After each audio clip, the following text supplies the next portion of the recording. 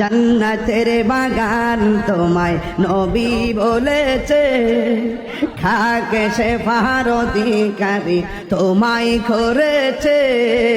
জান্নাতের বাগান তোমায় নবী বলেছে, খাকে শেফার অধিকারী তোমায় করেছে।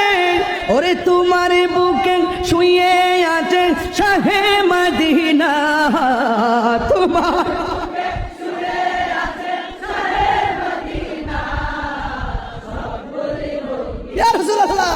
বলতে পারি না।